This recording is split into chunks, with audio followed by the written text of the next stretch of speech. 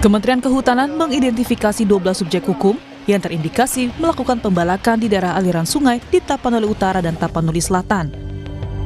4 diantaranya telah disegel, usai menemukan dugaan kerusakan lingkungan akibat aktivitas pembukaan lahan ilegal. Kemenhut pun segera mengambil langkah hukum. Kegiatan ilegal di wilayah hulu ini diyakini terkait dengan eskalasi banjir bandang di area hilir. Penyegelan dilakukan di 2 titik, di konsensus usaha koperasi PT TPL dan di lokasi pemegang hak atas tanah atas nama CAM, AR, dan DP. Melalui rilis tertulis, Dirjen Penegakan Hukum Kehutanan Dwi Januanto Nugroho menyatakan, melihat pola yang jelas di mana ada kerusakan hutan di hulu akibat aktivitas ilegal dan berpotensi bencana di hilir meningkat drastis. Aktivitas di PHAT yang seharusnya legal juga terindikasi disalahgunakan, menjadi kedok untuk pembalakan liar yang merambah ke kawasan hutan negara di sekitarnya. Ini adalah kejahatan luar biasa yang mengorbankan keselamatan rakyat. Sementara Kementerian Lingkungan Hidup memanggil 8 perusahaan yang berada di daerah aliran Sungai Batang Toru, Tapanuli Selatan, Sumatera Utara. Pemanggilan dilakukan setelah KLH mengkaji analisis citra satelit untuk memproyeksikan peristiwa di daerah bencana, terutama saat hujan deras terjadi. Menteri Lingkungan Hidup Hanif Faisal Nurofik bilang pemanggilan dilakukan untuk mempertanyakan asal-usul kayu gelondongan yang terbawa banjir di Sumatera Utara. Dan kita juga sudah menutup kegiatan ya, seperti BLTA sudah kita segel di pintu masuknya, kemudian ada suatu tambang emas, saya nggak sebut namanya, juga sudah segel, kemudian perkebunan sawit, kebetulan salah satu BUMN juga kita segel, kemudian hari ini tim sedang menyambut kegiatan HDI, kemudian tempat lainnya sedang diverifikasi tim lapangan, tim masih di lapangan. Ya. Ketua Tim Kampanye Hutan Greenpeace, Ade Rompas, menyebut tindakan yang dilakukan pemerintah harusnya tidak hanya menyegel secara administrasi. Perusakan hutan akan terus terjadi tanpa tindakan tegas yang tidak melibatkan masyarakat sekitar. Menyegel habis itu nanti kemudian lakukan investigasi, bahkan investigasi yang tidak melibatkan masyarakat, habis itu kemudian dicabut. Nanti akan ada pengumuman, oke, mereka sudah secara administratif sudah memenuhi syarat-syarat administratif. Kemudian itu akan menjadi alasan. Ini yang sebenarnya terjadi di Raja Ampat salah satunya ya. Oke, artinya Anda menyebut ini pola yang berulang sehingga terjadi kerusakan pada hutan. Ya, kalau saya mau bilang sebenarnya ini adalah pola tipu-tipu ala politisi dalam menyelesaikan masalah-masalah lingkungan gitu ya. Karena viral gitu dan orang kemudian menyorot itu, oke, mereka datang tiba-tiba gitu ya. Tapi kemudian penyelesaiannya sama sekali tidak berkeadilan. Itu yang sering terjadi. Sehingga memang ini harus menjadi pembelajaran yang penting karena masalah ini akan terus berlanjut kalau kita tidak berbuat sesuatu yang memang lebih progresif untuk melindungi hutan kita, untuk melindungi nyawa manusia gitu yang terancam. Publik pun berharap tindak nyata pemerintah dalam mengusut kerusakan lingkungan yang memicu banjir di Sumatera serius dilakukan, tidak hanya sekedar penyegelan semata. Tim Liputan, Kompas TV. 2 pekan banjir Sumatera, pemerintah didesak segera mengusut tuntas dugaan kerusakan lingkungan yang menjadi pemicu banjir Sumatera. Kemenhut bilang ada 12 subjek hukum yang terindikasi melakukan pembalakan hutan. Lalu apakah langkah pemerintah ini bisa segera atasi cepat kerusakan lingkungan di Sumatera? Apa sebenarnya yang bisa dilakukan agar fungsi hutan perlahan kembali pulih? Kita akan bahas bersama manajer kampanye hutan dan kebun Walhi Nasional, Uli Artasiagian. Selamat pagi Mbak Uli. Selamat pagi Mas. Terima kasih Mbak Uli sudah bergabung di Dialog Sapa Indonesia Pagi, dan juga kami sudah mencoba menghubungi Kementerian Lingkungan Hidup dan Komisi 4 DPR RI, namun hingga pagi ini belum merespons. Mbak Uli, kita to the point aja. Apakah betul ini seperti kata pernyataan Walhi, ini bencana ekologis karena kerusakan hutan sebenarnya ketimbang bencana alam? Ya, ini benar ya, sebagai satu bentuk bencana ekologis karena memang ada faktor besar dari kerusakan hutan dan juga ada faktor besar dari krisis iklim gitu. Dan kita tahu juga krisis iklim ini dipengaruhi oleh krisis ekologis ya. Dan ketika krisis iklim dia bersatu dengan krisis bentang hutan gitu ya di wilayah daratan, maka dia mengakibatkan satu bencana yang daya rusaknya sangat besar sekali. Nah, poin pentingnya adalah dalam konteks kerusakan hutan dan juga krisis iklim, ada intervensi besar kapital di sana. Karena apa? Karena ada perubahan bentang-bentang hutan dan lahan kita yang terjadi dalam skala masif, dan juga ada pelepasan emisi dalam skala yang besar, dan itu juga pelepasan emisi itu dihasilkan dari perubahan bentang hutan, perubahan bentang lahan, penggunaan lahan, dan juga kemudian pembakaran fosil di industri-industri, dan juga kemudian pembangkit listrik tenaga uap batu bara gitu. Jadi semua terakumulasi dan semuanya itu adalah hasil intervensi kapital gitu ya, atas nama ekonomi pertumbuhan dan lain sebagainya. Oke, Mbak, dari catatan Wahli, apakah memang dalam skala yang besar sekali atau sebenarnya gimana? Ya, itu terjadi dalam skala yang besar sekali, Bang. Ya, kalau kita merujuk misalnya, apakah memang benar-benar terjadi pembukaan hutan dalam skala yang besar di 3 provinsi itu? Tentunya gambar-gambar yang kita saksikan dari video-video tumpukan-tumpukan kayu yang terbawa arus air sampai ke hilir itu nggak bisa dibantah ya, bahwa ada satu kegiatan pembukaan hutan dalam skala yang besar di wilayah hulu, baik dia hutan maupun wilayah daerah aliran sungai di 3 provinsi itu. Itu yang pertama. Dan yang kedua, situasi siklon Senyar yang juga menjadi pemicu ya, salah satunya itu kan juga tidak bisa dilepaskan dari percakapan soal dampak dari krisis iklim, karena kita tahu juga bahwa siklon ini dia sesungguhnya tidak bisa berkembang dan tidak bisa memberikan dampak yang sangat besar sekali di negara-negara yang dilalui oleh garis khatulistiwa gitu. Nah, tetapi karena suhu laut yang terus-menerus memanas akibat krisis iklim, maka kemudian bibit Senyar itu berkembang dan kemudian dia memutar masuk ke daratan, dan terakumulasilah ketika sampai di daratan ada situasi hutan yang terus-menerus terdeforestasi dan terdegradasi. Oke, Mbak, data Wahli sampai saat ini seperti apa? Berapa jumlah perusahaan? Karena di DPR kemarin Kemenhut bilang ada 12, Kemen-LH bilang ada 8. Sebenarnya ada berapa atau lebih banyak dari itu sebenarnya? Ya, tergantung sebenarnya mereka itu membaca datanya menggunakan basis apa ya, Bang ya. Dan ini membuktikan bahwa juga di negara kita ini problem data dan informasi itu juga masih jadi problem yang besar gitu. Nah, kalau di datanya Walhi, kami memakai pendekatan aktivitas di wilayah daerah aliran sungai ya, di Sumatera Utara, di Sumatera Barat, dan di Aceh. Di Sumatera Utara saja, kalau kita pakai pendekatan aktivitas ekstraktif di wilayah daerah aliran sungai atau di hulu daerah aliran sungai, yang dimana itu adalah ekosistem Batang Toru, kami menemukan ada 7 perusahaan yang beroperasi di sana. Di Batang Toru saja 7 perusahaan, Mbak ya? Juga di Batang Toru saja ada 7 perusahaan gitu. Kemudian di Aceh juga. Aceh ini lebih banyak sebenarnya pertambangan tanpa izin juga, Bang, di wilayah Das yang menjadi lokus terjadinya banjir gitu ya. Dan kemudian juga di Sumatera Barat ada aktivitas logging yang juga terjadi cukup besar di wilayah daerah aliran sungai yang menguap gitu. Nah, kalau kemudian kita lihat ya pernyataan beberapa hari ini, Kementerian Kehutanan misalnya sudah menyegel 7 subjek hukum. Subjek hukum ini sebenarnya bukan hanya perusahaan, Bang, gitu. Jadi kalau misalnya dia memakai frasa atau kementerian memakai frasa subjek hukum, itu bukan hanya perusahaan, tetapi pihak-pihak lain, individual pemegang PHAT gitu ya, penguasaan hak atas tanah gitu. Nah, PHAT ini sebenarnya bisa dimiliki oleh individual karena PHAT itu adalah satu proses penyelesaian kepemilikan hak atas tanah yang sebelumnya tumpang tindih dengan kawasan hutan. Gitu. Berarti ada perusahaan, ada individual juga ya? Perbedaan datanya gitu. Berarti ada perusahaan, ada individual juga yang akhirnya menyebabkan kerusakan hutan di wilayah Sumatera ini? Ada individual, tetapi saya yakin ini juga pemilik modal yang sangat besar, karena kalau kita lihat ya data dan juga membaca berita yang beredar gitu ya, terkait dengan entitas subjek hukum pemegang PHAT ini kan mereka punya lahan yang luasnya itu cukup besar ya, mulai dari 10 hektar sampai kemudian 20 hektaran gitu. Oke, Mbak Uli, kalau dari catatan Walhi sebenarnya memang apakah ini baru berlangsung beberapa tahun atau sebenarnya sudah lama terjadi?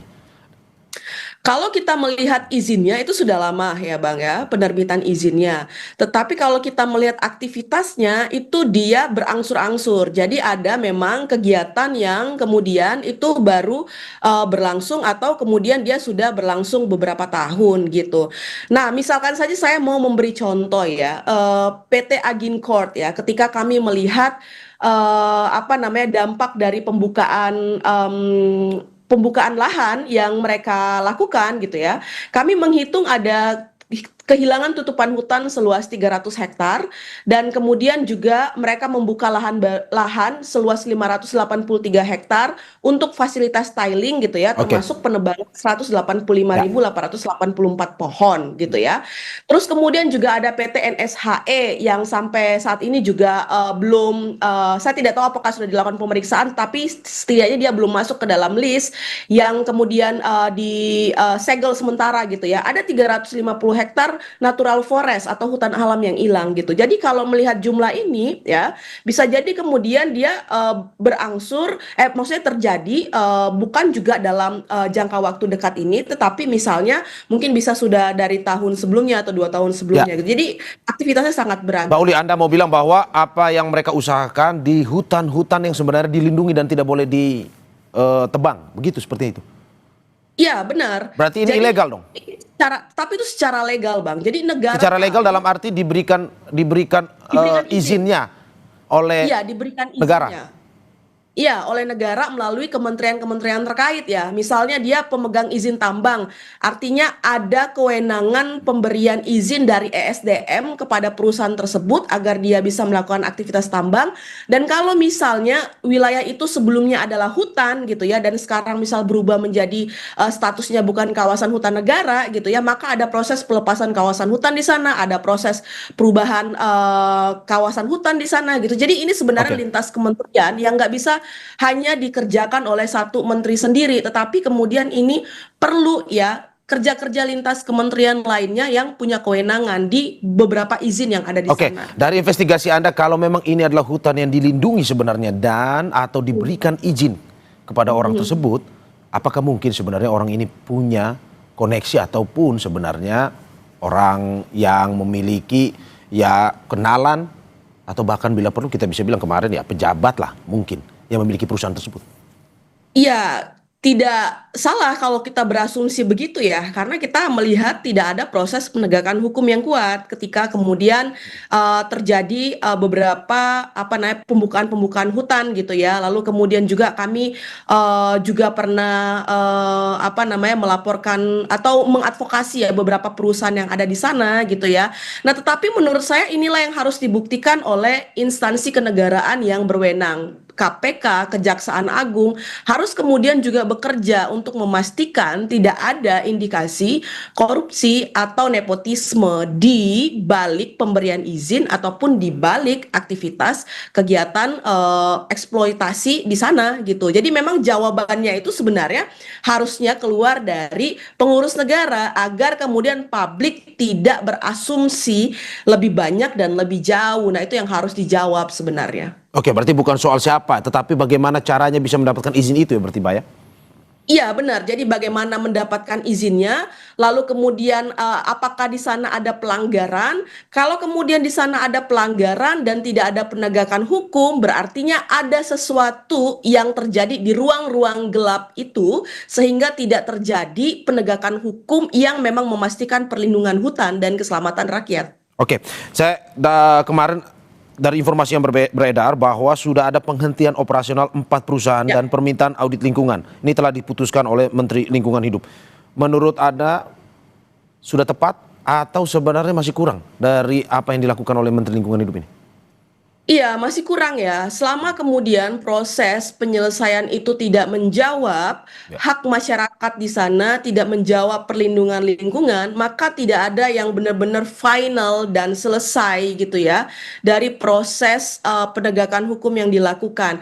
Penyegelan itu kan hanya langkah awal. Ya, dan negara kita atau kementerian kita itu sering sekali menyegel satu perusahaan, tapi berhenti di sana, tidak dilanjutkan dengan upaya-upaya penegakan hukum lainnya. Misalnya pencabutan izin, penagihan tanggung jawab pemulihan. Kalau misalnya di sana ada indikasi pidana lingkungan, maka itu kemudian juga harus diselesaikan secara mekanisme hukum yang berlangsung. Sampai kemudian ya masyarakat di sana itu bisa mendapatkan hak mereka kembali gitu ya untuk kemudian menikmati lingkungan hidup yang baik dan sehat. Itu adalah Oke. hak asasi Pak manusia. Uli, Anda mau bilang bahwa kalau negara. penghentian sementara ini tidak diawasi oleh pemerintah, kemungkinan ke depan akan ada penebangan hutan lainnya lagi ya dari perusahaan yang sama ataupun perusahaan berbeda. Ya. Benar. Kalau misalnya tidak ada perubahan ya. Jadi Bang sebenarnya kita itu kan sudah punya banyak sekali peta-peta. Satu peta rawan bencana, wilayah-wilayah mana saja yang itu rentan karena dia punya potensi bencana yang besar gitu ya. Dan harusnya wilayah-wilayah seperti itu tidak diubah, tidak dialihfungsikan. Begitu juga dengan hutan. Kita tahu ekosistem Batang Toru, Leuser, dan berbagai ekosistem lainnya yang berada di bentang Bukit Barisan itu adalah ekosistem yang penting dan genting karena secara tipologi dia memang terjal dan lain sebagainya. Itu nggak boleh dieksploitasi, tetapi justru kemudian landscape itu yang sekarang menjadi sasaran ekspansi izin gitu. Nah kalau nggak ada perubahan, nggak ada proses evaluasi mendasar untuk memastikan Bukit Barisan dan ekosistem di dalamnya itu bisa terlindungi dari eksploitasi atas sumber daya alam, maka nggak akan ada perubahan yang benar-benar menjawab keselamatan, keadilan, dan hak masyarakat yang ada di sana gitu. Oke, saya coba mengambil data juga dari lembaga lainnya. Dari Jatam ini bilang konsesi lahan ini bukan hanya soal penebangan hutan, tapi juga pertambangan dan lain-lain. Dan sampai saat ini katanya ada 551 perusahaan yang telah mendapatkan konsesi untuk melakukan tambang. Wali mendengar juga seperti itu atau bagaimana? Iya, jadi itu yang saya bilang tadi Bang, aktivitas di sana itu beragam. Penebangan pohon itu misalnya hanya salah satu izin saja ya PBPH sekarang dan itu kewenangan di Kementerian Kehutanan. Tetapi kemudian ada izin-izin lain bukan hanya tambang, tetapi ada hak guna usaha untuk perkebunan monokultur sawit gitu ya. Maka sebenarnya tanggung jawab kepada ATR BPN itu juga harus ditagihkan gitu ya. Nah, land clearing atau penebangan pohon itu hanya salah satu aktivitas di awal misalnya untuk melakukan aktivitas pertambangan untuk membuka lahan menjadi perkebunan gitu. Jadi ada memang izin yang memang untuk melakukan logging atau menanam HTI misalnya hutan tanaman industri gitu ya atau jenis kayu-kayu monokultur lainnya. Tetapi kemudian ada juga aktivitas logging itu yang menjadi tahap awal atau land clearing untuk membuka tambang, untuk membuka perkebunan monokultur sawit. Nah, itu yang kemudian harus benar-benar dicek, dilakukan evaluasi terhadap beberapa izin yang mereka pegang gitu ya. Tadi kayak saya bilang tambang itu yang beroperasi di sana, mungkin dia punya izin pinjam pakai atau kemudian izin pelepasan kawasan hutan. Kewenangannya ada di Kementerian Kehutanan. Tetapi izin usaha pertambangan itu kewenangannya ada di ESDM gitu. Nah, kedua kementerian ini harusnya melakukan evaluasi sesuai dengan kewenangannya masing-masing untuk izinnya masing-masing gitu. Dan itu yang belum kita lihat sampai sekarang. Oke, berarti memang harus ada sinergi sebenarnya antara dua kementerian ataupun kementerian terkait. Ini berkaitan soal apa yang sebenarnya terjadi di Sumatera itu ya, bukan hanya soal penebangan hutan, tapi juga ada konsesi-konsesi lain yang diperuntukkan untuk bisa merusak lingkungan itu ya. Benar. Jadi harus ada yang memoderasi ya. Kewenangan kedua beberapa kementerian ini gitu dan kewenangan memoderasi itu ada di Menko ya sebagai koordinator dan juga ada di presiden gitu. Nah, kalau kemudian beberapa kementerian ini tidak berjalan sebagaimana dengan fungsi dan kewenangannya gitu ya, maka terjadi pembiaran di sana oleh struktur yang ada di atasnya gitu Bang. Oke Mbak, saya coba menjelaskan atau mengambil apa yang tadi Anda sampaikan terkait dengan penanaman pohon. Kalau kita bilang secara umumnya restorasi lah. Siapa yang harus bertanggung jawab terhadap restorasi? Apakah pemerintah yang memberikan izin atau mereka yang mendapatkan izin konsesi ini? Karena ya seperti Anda bilang tadi bahwa ini berada di daerah hutan lindung, tapi pada akhirnya tiba-tiba kok diberikan izin. Nah, siapa yang sebenarnya bertanggung jawab? Ada dua yang harus bertanggung jawab. Satu itu ya pengurus negara ya sebagai otoritas yang diberikan mandat atau kewenangan untuk melindungi wilayah tersebut dan mengelola wilayah tersebut. Yang kedua adalah korporasi yang diberikan hak pengelolaan ya terhadap satu kawasan gitu ya. Jadi dua institusi ini atau dua entitas ini punya tanggung jawab untuk memulihkan kembali kawasan tersebut gitu. Tetapi yang penting juga saya highlight begini Bang, jangan selalu kerja-kerja untuk reboisasi atau pemulihan hutan itu hanya dilekatkan tanggung jawabnya kepada negara gitu ya. Dengan tidak menagihkan tanggung jawab dari korporasi. Padahal sangat jelas di undang-undang sektoral yang mengatur baik itu undang-undang mengenai hutan, lingkungan hidup dan lain sebagainya, ada tanggung jawab yang melekat dari pemegang izin untuk melakukan pemulihan terhadap wilayah yang mereka kelola melalui izin yang diberikan gitu. Nah, kalau misalnya itu benar jelas-jelas melekat tanggung jawabnya, maka di sanalah tugas pengurus negara untuk menagih pertanggungjawaban itu gitu. Kalau misalnya kerja-kerja pemulihan kawasan hutan, reboisasi dan lain sebagainya harus terus-menerus dilakukan melalui anggaran negara gitu ya, maka ada juga kemudian anggaran-anggaran yang itu berasal dari rakyat gitu ya, yang kemudian juga dipakai untuk memulihkan itu. Ya kita juga nggak apa-apa gitu ya, kalau uang kita dipakai untuk pemulihan gitu ya. Tetapi kalau uang itu dipakai untuk memulihkan satu wilayah yang dirusak oleh korporasi, ya tentunya kita nggak mau. Makanya kita mendorong harus ada proses penagihan tanggung jawab itu. Karena itu jelas disebutkan dalam undang-undang. Dan Anda melihat peran korporasi dalam memulihkan atau restorasi hutan ini masih sangat minim ya?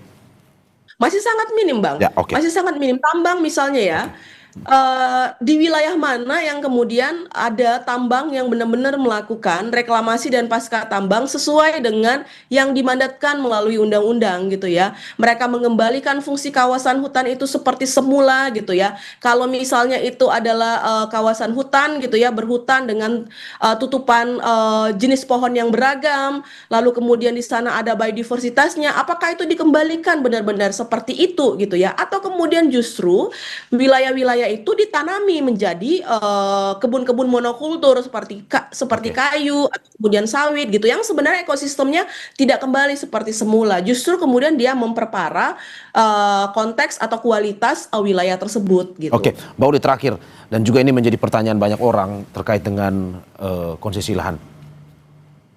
Perlu diberikan konsesi lahan ke depan atau izin untuk menambang atau tidak sebenarnya? Bukan hanya di Sumatera, tetapi daerah-daerah mungkin yang prioritas bencana. Kenapa? Karena ada pro kontra misalkan. Di satu sisi ada yang pro terhadap, ya haruslah kita bisa memanfaatkan hasil alam. Tapi di satu sisi ada yang kontra juga.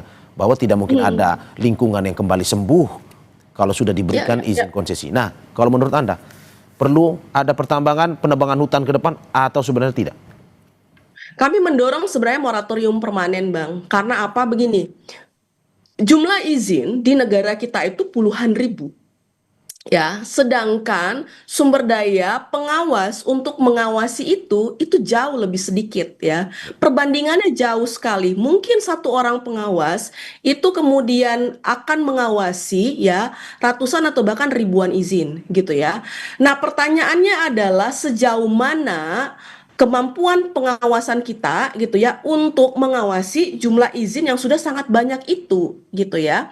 Nah, itu pertanyaan pertama. Sementara kita juga tidak melengkapi atau menjembatani kekurangan sumber daya kita untuk mengawasi atau memantau itu dengan kemampuan teknologi gitu ya. Nah, dari sana saja kita sudah bisa mengambil kesimpulan bahwa izin yang banyak ini ya itu nggak mampu diawasi oleh pengawas kita yang terbatas. Kalau izin diberikan lagi, itu adalah sesuatu tindakan yang sudah pasti tidak bisa dikontrol oleh pengurus negara kita, oleh orang-orang yang diberikan kewenangan ya tugas tanggung jawab untuk memantau izin-izin yang diberikan gitu. Itu yang pertama menjadi alasan kenapa kemudian kami mendorong moratorium permanen. Yang kedua ya terhadap izin-izin yang ada sekarang yang eksis sekarang ya itu yang kemudian harus didekati dengan proses evaluasi audit dan penegakan hukum gitu. Kalau kemudian itu dilakukan oleh pengurus negara, maka ada perubahan yang yang membaik ya dari waktu Oke. ke waktu dalam konteks tata kelola kita. Kalau misalnya tadi tanggung jawab itu dilakukan oleh pengurus negara. Oke. Yang mau saya bilang adalah moratorium permanen itu menjadi hal yang penting untuk dilakukan karena fungsi-fungsi pengawasan itu tidak mampu dilakukan oleh pengurus negara dengan aparatur yang sedikit, sedangkan teknologi itu juga tidak dimanfaatkan gitu. Oke, Mbak Uli, bahwa pengawasan penegakan hukum harus lebih digalakkan lagi ke depan sehingga kejadian seperti ini tidak terulang lagi. Terima kasih Ya, Manajer benar. Kampanye Hutan dan Kebun Walhi Nasional Uli Artasiagian atas apa yang disampaikan. Sehat-sehat Mbak Uli. Terima kasih Ya, banyak. sama-sama ya. Saudara jangan kemana-mana. Sapa Indonesia Pagi akan segera kembali dengan informasi lainnya. Salah satunya kami akan ajak Anda